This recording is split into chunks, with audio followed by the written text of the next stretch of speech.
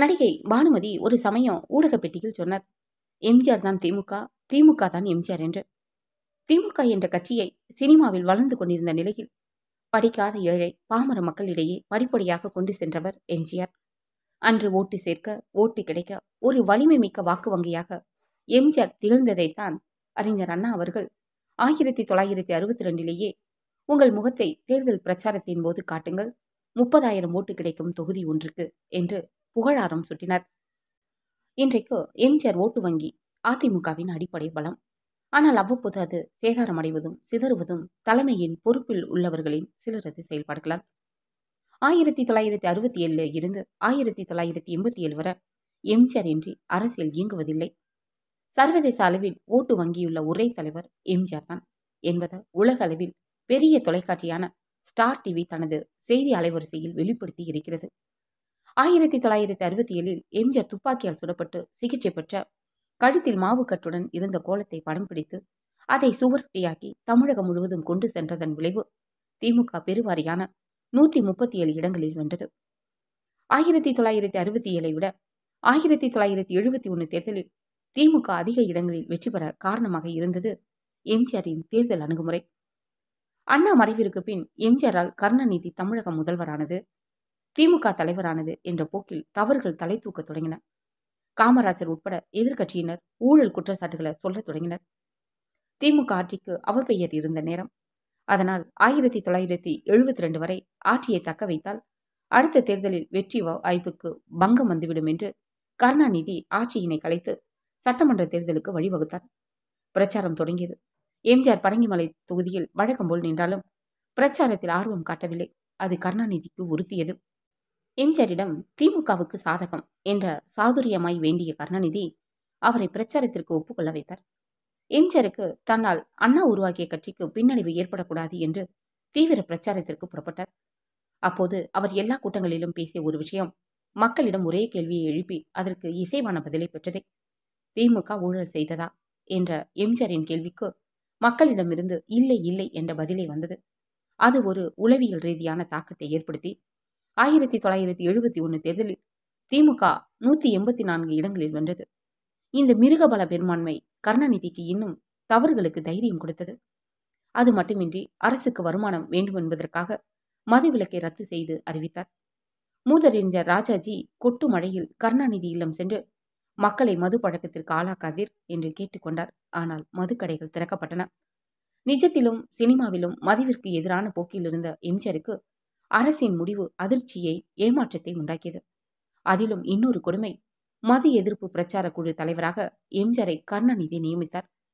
அண்ணாவுக்காக கட்சிக்காக இருந்த எம்ஜிஆரின் சகிப்புத்தன்மை படிப்படியாக தளர்ந்தது. இது ஒரு பக்கம் என்றால் இன்னொரு பக்கம் கட்சியின் நிதியை கருணாநிதி குடும்பத்தினர் தவறாக பயன்படுத்தி கொண்டிருந்ததையும் எம்ஜிஆர் கண்டறிந்தார். அது பற்றிய விவரங்களை குறிப்பிட்டு எம்ஜிஆர் கேட்ட கேள்விகளுக்கு எவ்வித பதிலும் இல்லை. இதெல்லாம் கருணாநிதிக்கு எரிச்சலை ஏற்படுத்தியது. எம்ஜிஆரின் புகழ் பெருமைக்கு எதிர்வினையாக கருணாநிதி தன் மகன் முத்துவை சினிமாவில் கொண்டு வந்தார். பிள்ளையோ பிள்ளை என்று படம் தொடங்கிய போதும் அதன் வெளியீட்டின் போதும் எம்ஜிஆரை பங்கேற்க வைத்தார். அதன் நிதி ஆதாரத்திலும் ஒரு ஊழல் உண்டு. அதுதான் இன்றைய ஜெமினி மேம்பாலம். முத்து மன்றங்களை உருவாக்க கட்சி சார்ந்த எம்ஜிஆர் மன்றங்களை மாற்ற கருணாநிதி முனைந்தார். எம்ஜிஆரிடம் புகார்கள் குவிந்தன. மதுரையில் 1972 ஆகஸ்ட் மாதம் திமுக மாநாட்டினை மதுரமுத்து நடத்தினார்.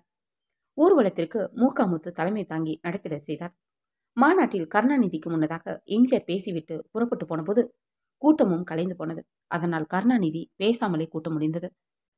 எல்லாவற்றுக்கும் உச்சமாக அக்டோபர் 8 அன்று திருக்கழுக்குன்றம், சென்னை ராயப்பேட்டையில் எம்ஜிஆர் பேசுவதற்கு ஆர்.எம். வீரப்பன் ஏற்பாடு செய்து இருந்தார்.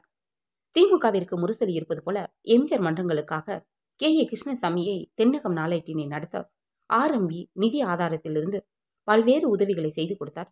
இதுவும் கருணாநிதியை உறுத்தியது. அக்டோபர் 8 திமுக தலைமையிடம் எம்ஜிஆர் கணக்கு கேட்ட நாளாக அமைந்தது. இதை ஆர்.எம்.வியை எதிர்பார்க்கவில்லை.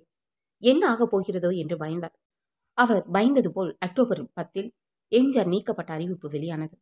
அக்டோபர் 14 திமுக செயற்குழு உறுப்பினர்களால் எம்ஜிஆர் நீக்கம் உறுதியானது. இதற்கு நடுவே எம்ஜிஆரிடம் சமாதான முயற்சியும் நடந்தது. முரசொலி மாறன், ஆர்.எம்.வியும் அதில் பங்கேற்றார்கள். ஆனால் சமாதான பேச்சு நடந்த அதே நேரத்தில் எம்ஜிஆர் மன்ற தலைமை நிர்வாகி முசிறிபுத்தன் உட்பட அன்று சென்னை நகரில் திரையிடப்பட்டிருந்த எம்ஜிஆர் படங்களை காண வந்த ரசிகர்கள் மீது கடுமையான தாக்குதலை திமுகவினர் மேற்கொள்ள எம்ஜிஆர் கடும் கோபத்திற்கு ஆளானார். இனி சமாதானத்திற்கு வழியில்லை என்று முரசொலி மாறனை திருப்பி அனுப்பினர். புதுக்கட்சி தொடங்கும் எம்ஜிஆரின் முடிவும் உறுதியானது. அக்டோபர் 17 அண்ணா திராவிட முன்னேற்ற கழகம் என்று கட்சி தொடங்கப்பட்டு அண்ணா உருவம் பொறித்த கொடியும் ஏற்றி வைத்தார் எம்ஜிஆர். அன்றைய சத்யா திருமண மண்டபத்தில் அதிமுக தொடங்கப்பட்ட போது தொண்டர்கள் பலம் பெரிதாக இருந்தது. ஆனால் சட்டமன்ற உறுப்பினர்கள், பாராளுமன்ற உறுப்பினர்கள், முன்னணி நிர்வாகிகள் சிலர் தான் இருந்தனர். திண்டுக்கல் பாராளுமன்ற இடைத்தேர்தல் வந்த பின் எம்ஜிஆரின் மக்கள் சக்தி எத்தகையது என்பதை திமுகவில் இருந்த பலரும் உணர தலைப்பட்டனர். அக்டோபரில் நீக்கத்திற்கு பின் அதிமுகவின் பலத்தை நிரூபிக்க திண்டுக்கல் பாராளுமன்ற இடைத்தேர்தல் எம்ஜிஆருக்கு ஒரு வாய்ப்பாக இருந்தது. ஆனால் பொருளாதார ரீதியில் எம்ஜிஆர் பெரும் சிக்கலில் இருந்தார். கருணாநிதியின் தலையீட்டினால் தேவர் பிலிம்ஸ் உட்பட எம்ஜிஆர் தொடர்புள்ள பல சினிமா நிறுவனங்கள் பயத்தினால் மௌனம் சாதித்தன. அப்போதுதான் ஆர்.எம். வீரப்பன் முன்வைத்த யோசனை திண்டுக்கல் தேர்தலுக்கு முன் உலகம் சுற்றும் வாலிபன் படத்தை ரிலீஸ் செய்து விடலாம் என்பது. படம் நிச்சயம் வெற்றி பெறும், அதனால் நமது நிதி நெருக்கடிகள் சரியாகும் என்ற ஆர்.எம்.வியின் யோசனையை ஏற்று மே 11, 1973 உலகம் சுற்றும் வாலிபன் படத்தை ரிலீஸ் செய்தார் எம்ஜிஆர். அதன் வெளியீட்டிற்கும் எத்தனையோ பிரச்சனைகள், அத்தனை நெருக்கடிகளை தந்த திமுக அரசின் செயல்பாடுகளை கடந்து உலகம் சுற்றும் வாலிபன் வெளிவந்தது.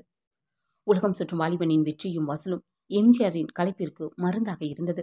திண்டுக்கல் தேர்தலை உற்சாகமாக எதிர்கொண்டார் எம்ஜிஆர் அவர்கள். மே 20, 1973 நடைபெற்ற திண்டுக்கல் பாராளுமன்ற இடைத்தேர்தலில் அதிமுக 2.6 லட்சம் வாக்குகளை பெற்று அபார வெற்றி பெற்றது.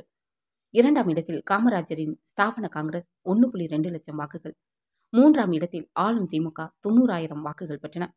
அடுத்து 1974 பாண்டிச்சேரி சட்டமன்றத்திற்கு போட்டியிட்டு அதிமுக 15 இடங்களை வென்று ஆட்சியை பிடித்தது. அதன் பாராளுமன்ற தேர்தலிலும் அதிமுகவின் பாலா பழனூர் வென்றார். அதே சமயம் கோவையில் நடைபெற்ற பாராளுமன்ற இடைத்தேர்தலில் கூட்டணி கட்சி சார்பில் பார்வதி கிருஷ்ணன் கோவை மேற்கு சட்டமன்றத்திற்கு அரங்கநாயகம் போட்டியிட்டு வென்றார். இவ்வளவு வெற்றிகளை கடந்தும் எம்ஜிஆர் நடித்த நேற்று இன்று நாளை, இதயக்கனி ஆகிய படங்களின் வெளியீட்டுகளிலும் பிரச்சனை ஏற்படுத்தியது திமுக அரசு. நாட்டில் அவசர நிலை 1975 ஜூலையில் வந்த பின் திமுகவின் கொட்டம் அடங்கியது. 1976 ஜனவரியில் ஊழலுக்காக ஆட்சி கலைக்கப்பட்ட பின் தங்களை பாதுகாத்துக் கொள்வதில் திமுகவினர் போராடினர். திமுக அரசுக்கு எதிரான ஊழல் குற்றச்சாட்டுகளை மாநில கவர்னரிடமும் ஜனாதிபதியிடமும் எம்ஜிஆர் கல்யாண சுந்தரத்துடன் அளித்ததன் பலன் சர்க்காரிய கமிஷன் அமைக்கப்பட்டு ஊழல் நடந்ததை உறுதிப்படுத்தியது. அதன் அறிக்கை விவரங்கள் நாளும் வானொலியில் சொல்லப்பட திமுக என்றால் ஊழல் என்று பிரகடனமாகியது.